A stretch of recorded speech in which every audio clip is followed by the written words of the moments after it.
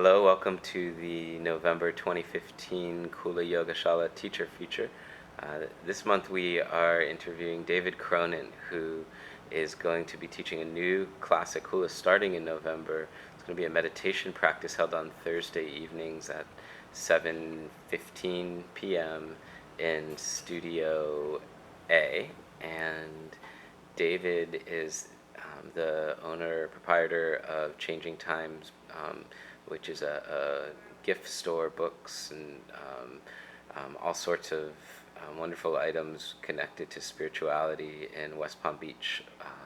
And he's been teaching this class that he's going to be at Kula for the past 7 years at Changing Times, and I'm really excited to bring that here, as well as just having David's presence as part of the space. So welcome. Thank you. It is an honor to be here. Very, very grateful.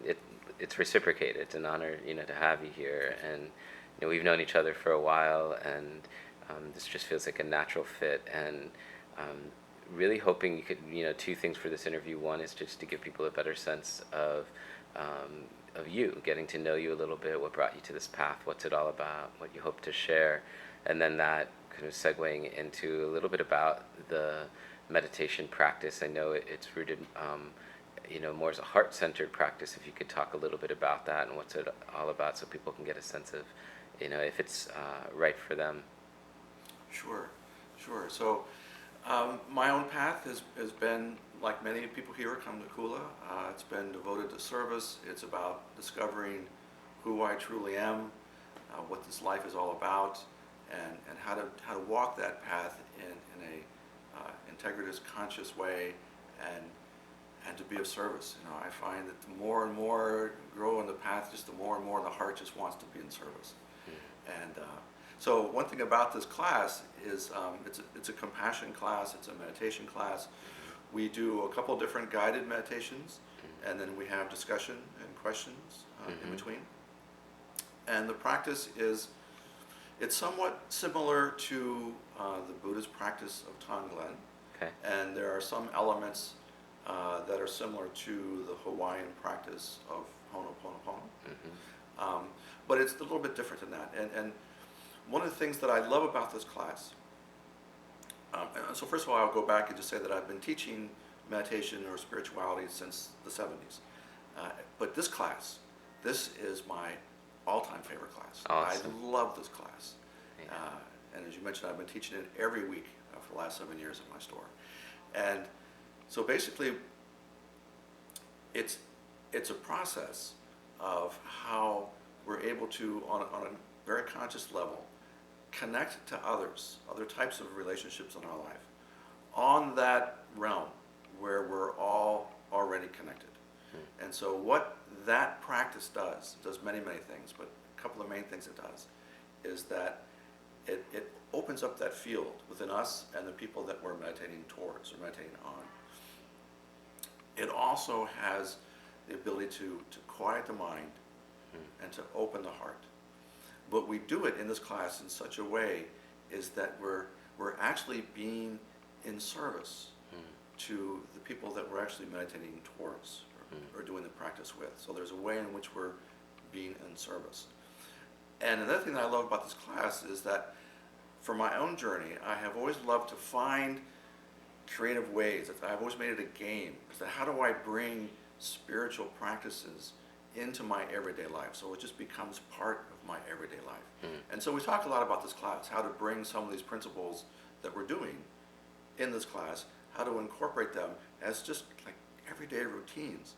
And so one of the cool things about it is that you just begin to more and more as you're walking your life, finding little very, very innocent, very subtle ways of just being of service to others as you're walking your life. And it's extraordinary. I just love this work. I love this class. To me, it sounds like, that's the practice. That's what this is all about. And I was expressing to you before we started filming just the desire to have more practices like this on the schedule at Kula and really enroll people into more of a path versus a class, so to speak. Yeah. And I think that my sense anyway is that people are ready for that and desiring that, diving in deeper. And two things that really stood out to me that you expressed. One is just the element of discussion being present, so that people can really disentangle some places that are stuck for them. Because I think the current structure of how we learn in yoga, it's one way. And when discussion opens up, it lets people ask questions. Yeah. It allows you to, and again, be in service, because you can really be more present with each person's process, which ultimately is a universal process, so it's applicable to everybody. But also, it brings forth the element of community, and that we're all here together, and a platform for discussion to unfold, and to connect with other people in a conscious way. So I wondered if you could talk a little bit about that sense of quieting the mind, but then opening the heart, and what sorts of conversations tend to emerge in that experience. Yeah, great question. So, one thing about the discussion is that I have found in teaching this class for so many years is that it's very, very spirit driven. It's never a surprise that how the different people show up, and one person has a question and it's the very thing another person's struggling with, but Right. maybe didn't know how to frame the question. And so some of the things that come up is doing our spiritual practices. But what do we do when we get hijacked? When the stuff arises. When sadness comes up, or fear comes up. And so there are all kinds of just wonderful tools that we can bring in. And there are ways of holding. So the one thing about the discussion and the community is that through the class, we kind of, as a group, we begin to formulate ways in which we can hold the things that arise in our life. Not only just the good things, but the things that are challenging, things that push our buttons. And how we hold them makes all the difference. How we hold them in our consciousness makes all the difference. I talk a lot about how it's like going to college. When you go into college, you have to study, you have to, master certain things. But if you can master the art of studying, it makes college so much easier. And so we all have this extraordinarily sacred journey that we're all going through.